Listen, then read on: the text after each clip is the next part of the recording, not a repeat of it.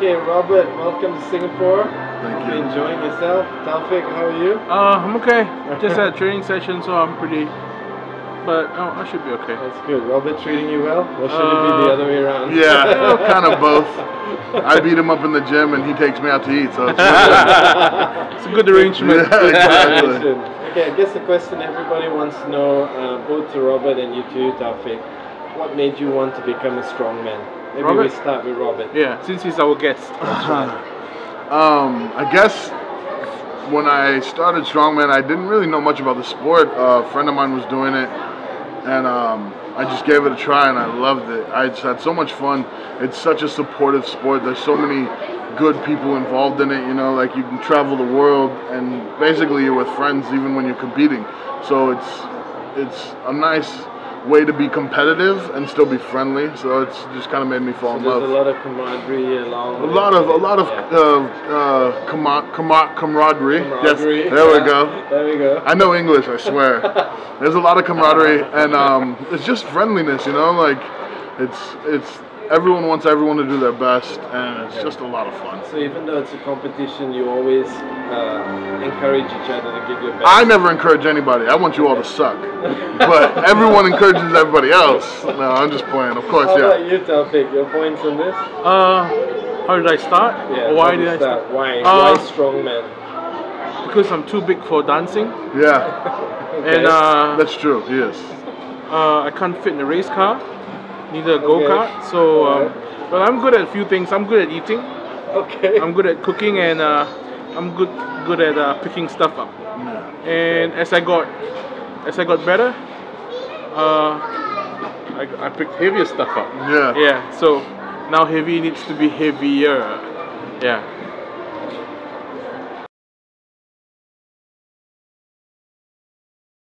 Okay, the Your next balls question. are showing. Robert Taufiq, the question we really need to ask is, they're bodybuilders, they're powerlifters, and they're weightlifters. What makes strongman so different, so unique?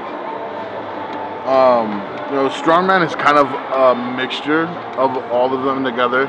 You need the strength of a power lifter with the function of an athlete. You know, you need to be able to lift weights and move.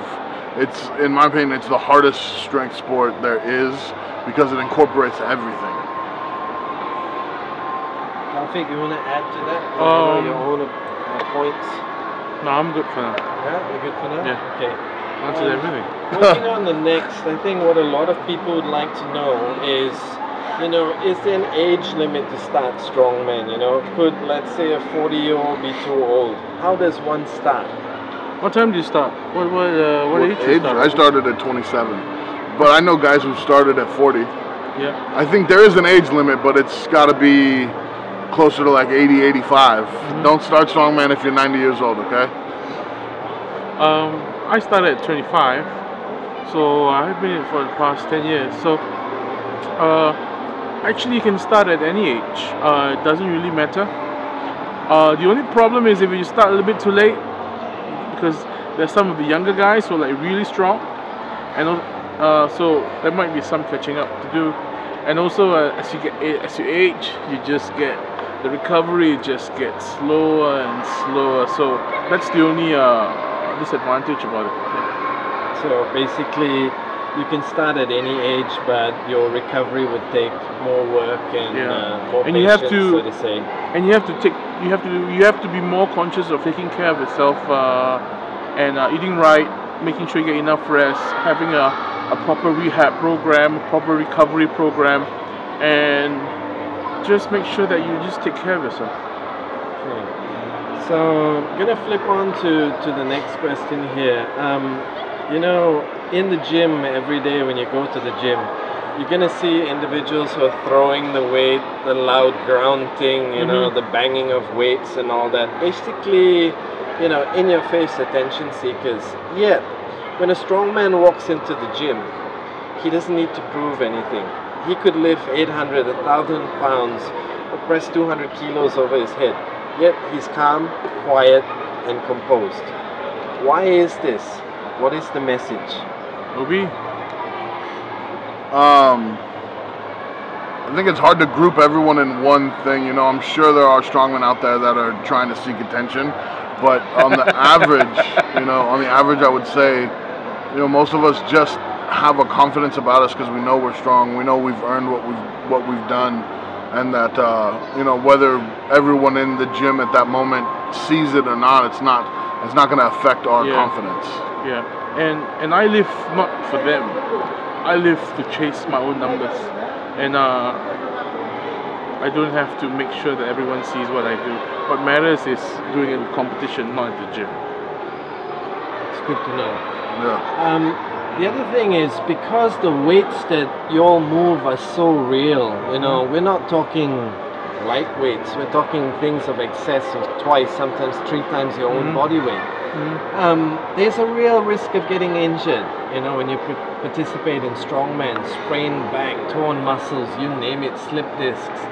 And some even say this is not a sport for women. How would both of you respond to that?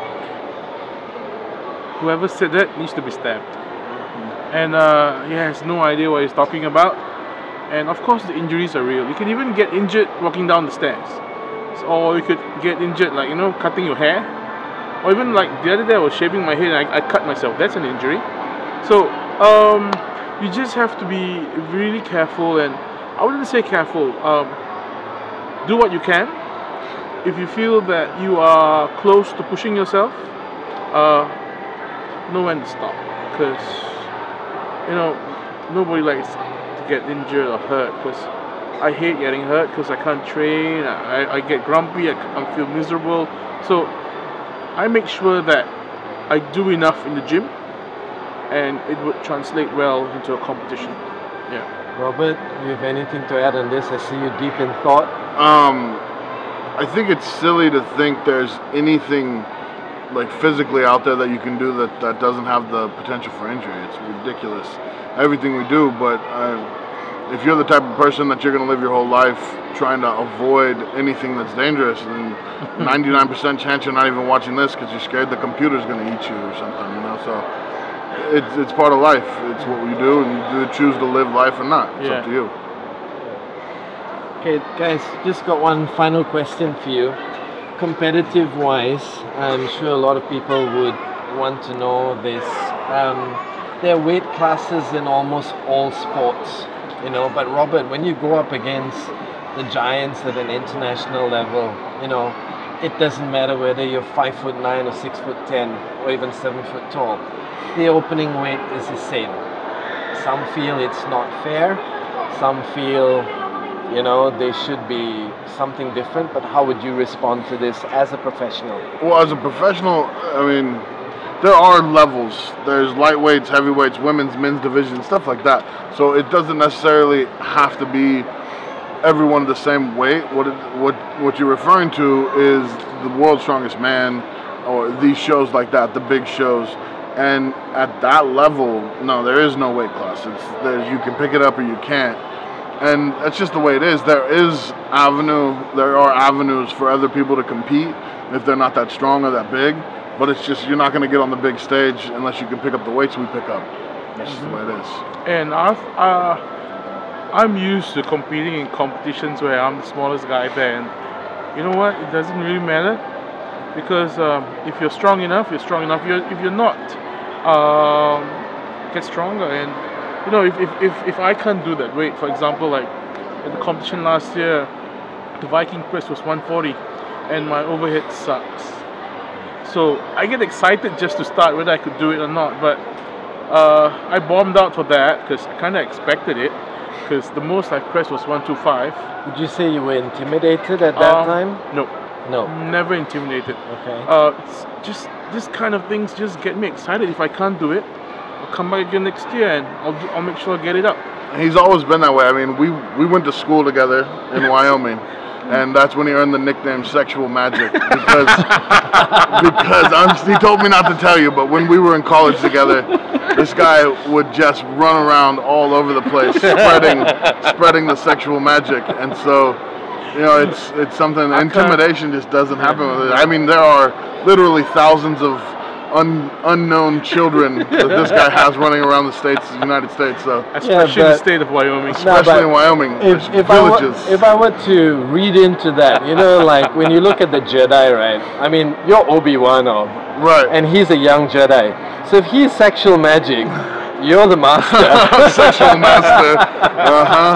Yeah, well, But I have no reply to that. I am his coach. That's all I can say.